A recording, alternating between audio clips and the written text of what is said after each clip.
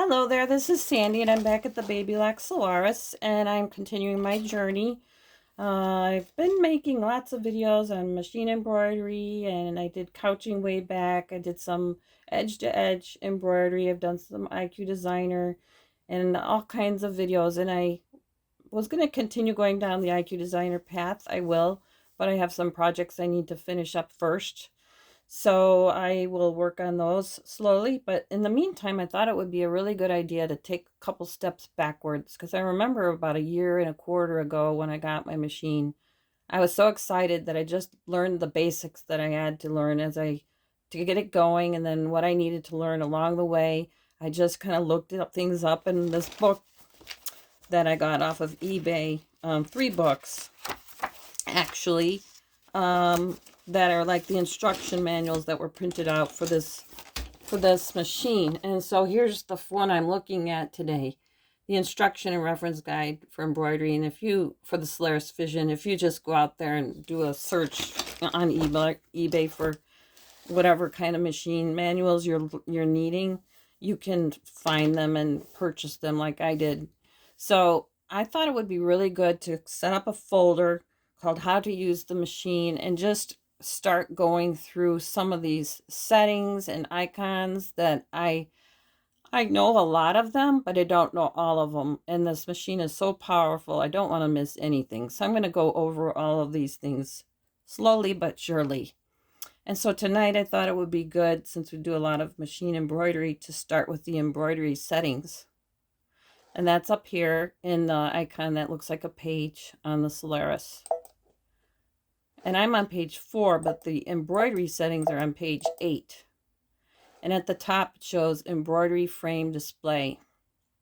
In this case, I have the frame size. Let's just change it to something smaller. I've got a grid line in there, but let's just change it to something clear. So the frame size is where the display of the frame that you want to see in the embroidery screen. And the grid will show you the center point markers or grid lines, whatever you choose, or a blank when you get into the embroidery screen as well. So in this case, I chose an 8x8. And if I go into embroidery and just pick one design, let's just pick this beetle and press set. I have chosen that frame that I showed you. Was it like 8x8? I think it was. And so it fits inside the frame. But what if I had in here 4x7? I don't even have that. See how it doesn't fit in the frame? So by choosing the frame that once you get in here, if you wanted to see which size frame this will fit in, you can make a change in those settings in the embroidery frame area to see. Plus, if you're adding on to it, you can see which size frame you need to use for whatever it is you're designing. So if I was doing like a longer design, let's see, 10 5/8 by 16. So that's a long one, really long one. You can't even see it on the screen because it's the biggest frame in the machine can handle. But if I did like 7x14, you can see it will still fit in this frame, but it's got some room at the top and the bottom. So if you want to put letters here and letters there, by what's showing with blank within the frame, how much more you can add. So I thought, that's a really helpful setting to have. The next part of the embroidery frame display is the grid. So we have the blank display up, which means there's nothing. But the first one is the crosshair in the middle. So if I move this guy, you'll see that right here there's a crosshair. So I guess that's there. I don't really use this one. I guess that's there to help us align things, from the center point. Because you can always, whether that's there or not, you can always go into your edit, move, or I think even size. And you can hit the center button and it will go to the center. So I'm not sure how they use that more than that, because there's really nothing that I can see in the book. But that's that setting. And then there's this one, which is just like a cross in the middle. If I show you that one, you can see there's now a cross. So if I wanted to put like this down here, or you can use the move buttons too. You know, you don't have to use your cursor, your finger or your mouse. You can put letters up here and then you can make an array or whatever you want to do. Or if you want to put that in the middle, and then you can do letters up here and down there, making arrays, whatever you want to do that way. But the cross helps you visualize what you're trying to embroider. And then there's the grid line. That's this is the blank one, so that's nothing. That's just a blank frame. This is 1-inch grid lines, so that helps when you're trying to, I think, get things into proportion, like to look right on the screen so that they're level. Maybe you're going to add a couple things here and a couple things there. And then if you want to even get more granular, you can pick the 3/8. I use these two a lot, probably the most. You can let me know which ones you use the most, but see how it's a lot smaller. So you're able to really, I use these when I was going to say, you're able to really line things up even better when they're smaller sometimes. So if I did like an array, and I can do the center and get it centered, but sometimes like top to bottom, if I wanted to do one on the top and the bottom, sometimes I'll use these grid lines to get them so far away from this beetle on each side. So I might line it up with this line here and the same line at the top, because it's equal, and the grid lines are great for that. So that's the frame size in the grid. This is the max embroidery speed area in the settings. So the default is 1050 stitches per minute. I use that a lot. I don't use it all the time. If I'm doing embroidery where I think I didn't want it to stretch, or I was concerned about it stitching over a really dense area, I might reduce it to 800.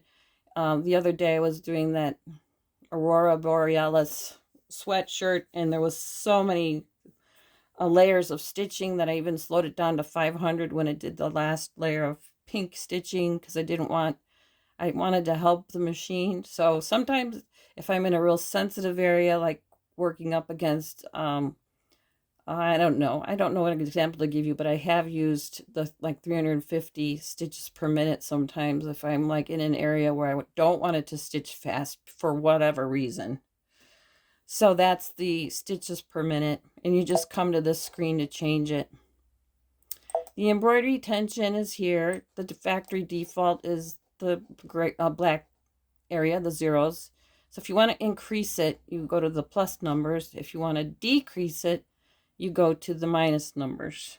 And there is a really good, I was searching for this answer and I finally got it tonight. It says, when embroidering, if the overall tension of the upper thread is too tight or too loose, adjust it from the settings screen. So they're talking about the overall tension of the entire like embroidery, of every single embroidery that you'll do in the machine, is how you're adjusting this.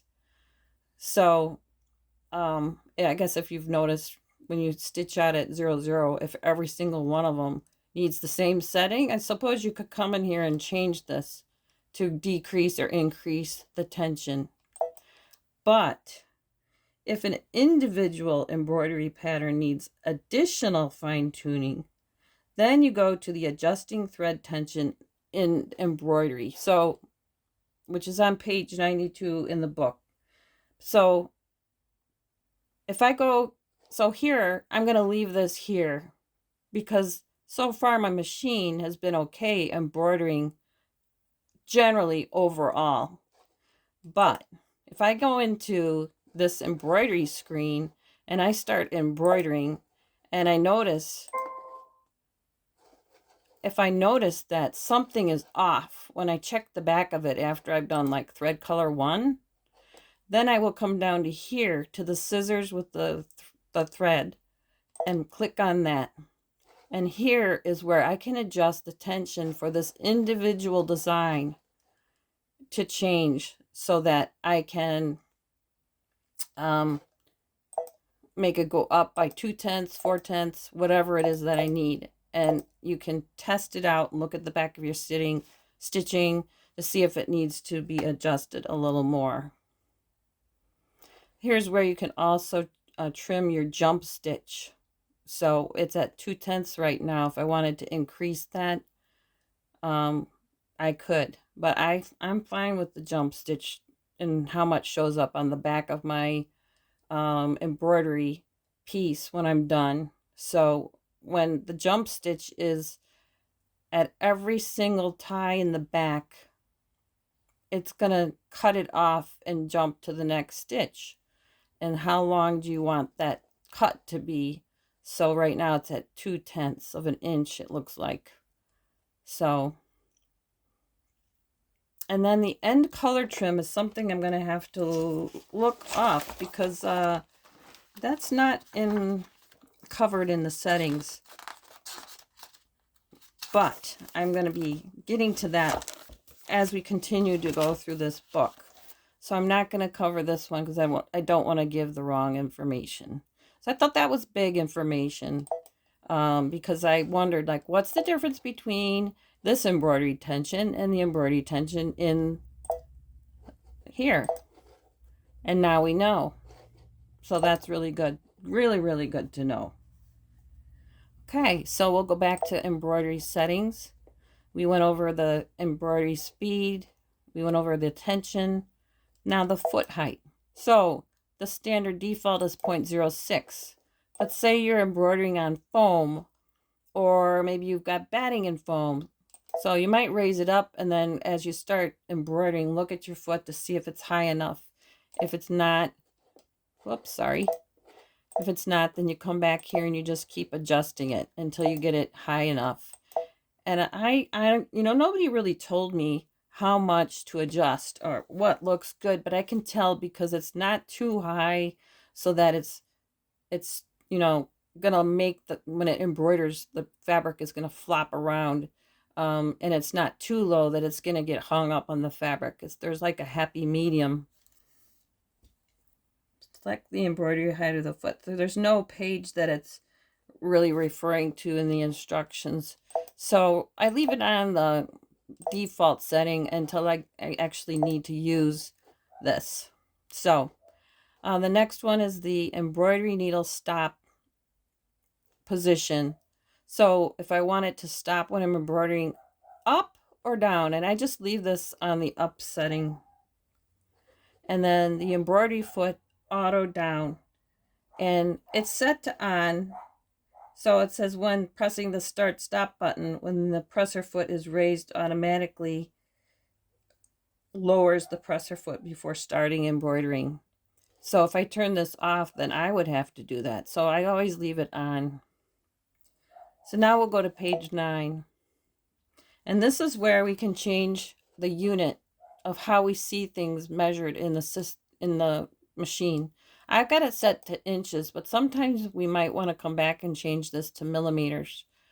So there's that. Now if I press OK here, now everything up here is millimeters. Up here is millimeters. Now if I come back and I go to page 9 again, and I change this to inches and press OK, now everything up here is in inches. And that's helpful sometimes when you're an IQ designer, actually. Sometimes people would rather see, and actually in the sewing feature, so sometimes people would rather see millimeters than inches. A lot of times I do. So I'll go back to page 9. Thread color. This is where we can put in the thread color on the embroidery screen. So change the thread color display on the embroidery screen. Do you want it to be the number or the name? So if I do the name of the color, now it's telling me it's dark coral. But if I go back and I change that to be the number, now it's showing me the Floriani number because that's the thread line that I picked. So that's what that one is about. So thread color is whether you want to see the name of the color or the number of the color. I usually use the number. The thread brand is what one do you want? Which one are you using? I use Floriani, but like if we use Gutermann or Isacord, Madeira, you could come here and change it. But I usually just leave this set to Floriani. Next, we're going to go over the embroidery background color. So here's where you can change what you want the embroidery background color to be. So let's just pick one because I've just got white. So now it's yellow. So that's cool.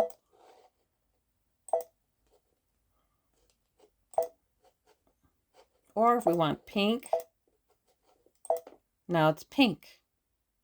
I like to leave it white personally, but I might be open to that. I'm just going to keep it white. Now you see it's back to normal. So, okay, thumbnail background color. Change the color of the background for the thumbnail area. So let's just do that. So it's the areas, these are the thumbnails. So here's one down here. Is that what they're talking about? I've never used this one. It just says change the color of the background for the thumbnail area. If I go back to here, do I see any more? No. How about if I do needle plus minus? So far I don't see any changes. Well, we'll see if anything comes up as we go through this, but we'll leave. Let me just change one more color. I'll change it to a darker green. Oh, I know. Is it talking about? Go back out here.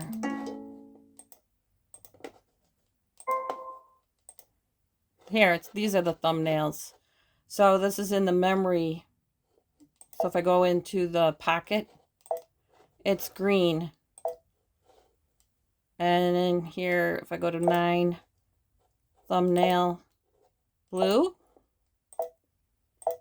Now it's blue. So we're not even in, we're actually in embroidery, but it's the memory pocket. So I'm going to mark that down in my book because the only place I see the color changing is in the memory pocket. Okay, so let's go to page 9 again. Thumbnail size. Here's where you can specify the size of the thumbnail. So here's where they're really large. I think this is varying sizes. It doesn't really say anymore in the instructions, so we'll just pick this one and see what happens. They're a little smaller. So now if I go back to page 9 and I pick the large one, let's see what happens. Yes, now they're very large. So if you have a hard time seeing the thumbnails, this is a good option. Because I had it on page 9. I had it in the middle here. So it's large, medium, small. So I think I'm going to actually keep that on the large. Make sure I'm still recording. Yes. Because that is actually helpful for my eyes. Okay. Now we'll go to return. And we'll go into, we'll do something else. Coastal. Let's do a ship. Oh, that's big. So now I have to pick, use what we've learned, change the embroidery size. 10 5/8 by 16 is the largest, so now this ship will fit in there. Okay, now we'll go back to page 6 of the embroidery, 9 of the embroidery settings. So here's the embroidery basting distance, and this says adjust the distance between the pattern and the basting stitch. So this is really cool. So it's 0.2. So this is where you can adjust this. I've never used it before, but it's a good thing to keep in mind because when you go into, let me just make this smaller. Just go over that later, those buttons if you don't. Okay, so now it's smaller. Now, when we go into embroidery, under layout, we can do this. This is the basting, I believe. Yeah. This takes it off. This puts it on. That's the basting stitch. So what it's talking about is the distance between the basting stitch and the design, I believe. So embroidery basting distance. And this is the icon that we just clicked. And it's showing here the distance between the pattern and the stitching itself. So what if I did this? Let's just try something bigger, 0.3. So now can we see, oh yeah, we can see that it's actually stitched a little bit wider, but it's not really noticeable to me. So let's try another one. How about we do a 0.48, the widest? Well, I don't really see a huge difference. Maybe I have to click on and off. Oh, that's what it is. Okay. I had to uncheck it and then check it. So you can see it's much wider. So watch this area now. Now I'm going to change that setting.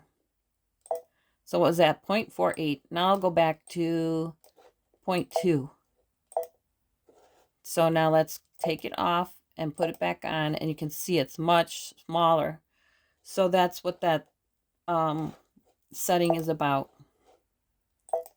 So we've covered all of these areas. Now we'll go on to page 10. I have used a lot of these things. So now here's the scan quality. Do we want it fine? I've never used this, and I didn't even know it was here. It just says select the quality for displaying the fabric in the screen. So fine or standard, and it's always, the default was fine, so I just left it here.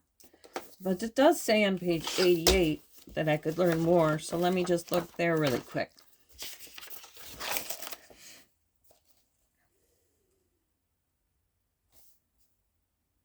Yeah, set to fine to scan clearer than setting to standard. Yeah. So this is more clearer than the standard, so that's why I'm leaving it there. The background image has to do with whatever you've scanned. So in embroidery, let me see. I don't think I'm going to be able to scan anything because I don't have a hoop in, but let me just get one.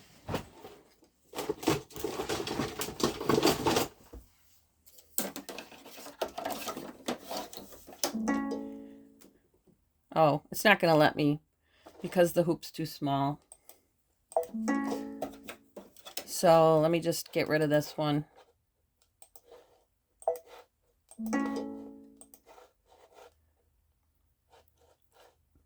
Embroidery. Coastal Delicate, maybe I'll be able to find something smaller. Okay. Thinking I'm on my laptop.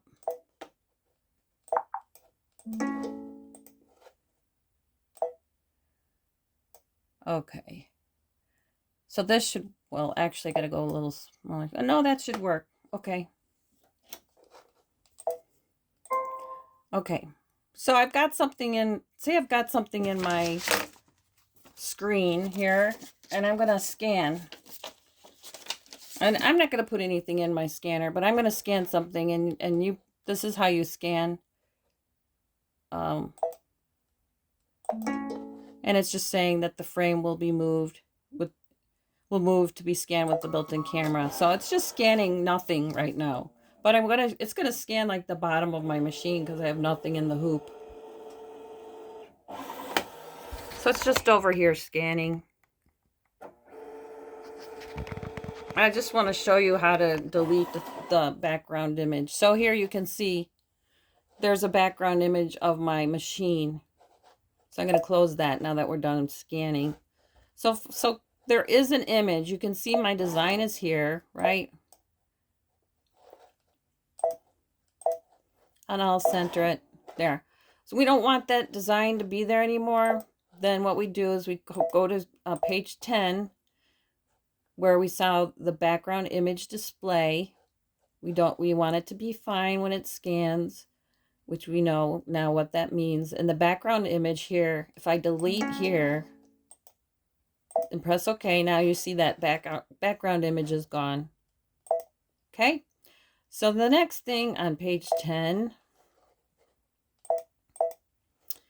is the fabric thickness sensor. I'm going to go back to there because I've looked this up in the past, but not for a long time.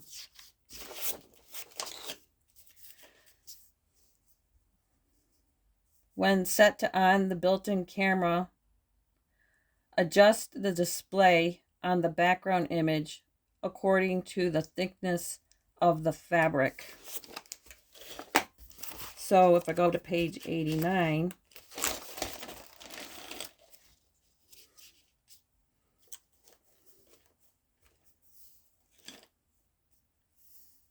let's see here. Oh,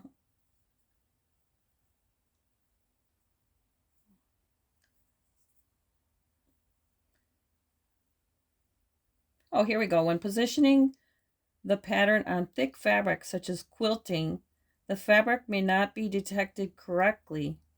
In order for the fabric to be correctly detected, its thickness must first be measured.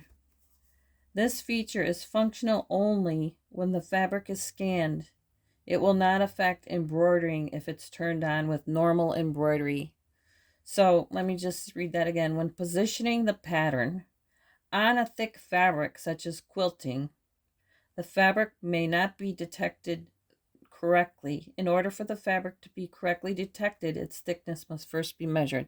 So I guess if I'm scanning something and it's going on top of thick fabric, we're positioning the pattern on thick fabric, such as quilting. This needs to be on so that the fabric can be correctly scanned or detected. I've not used this. And again, this feature is functional only when the fabric is scanned. It will not affect embroidering if it's turned on with normal embroidery. It says hoop the fabric in the embroidery frame and then attach the frame to the machine.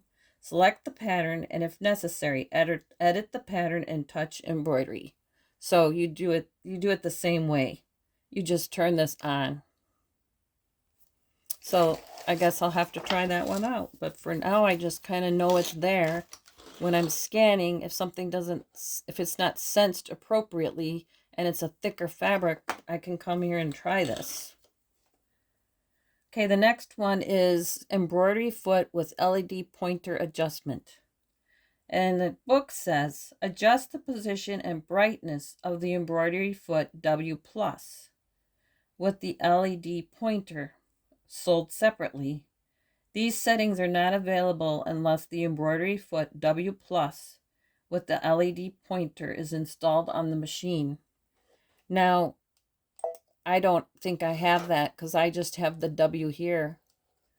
So that might have been for a prior model. As far as I know, I don't have that. And I don't know that it applies to this machine, but I can put that on my list to check out because I'm not sure. So that's that page 10 here. So that's why it's grayed out too. I think it could be. And I think that's it for tonight. So that's all I was going to go over for the settings relating to embroidery.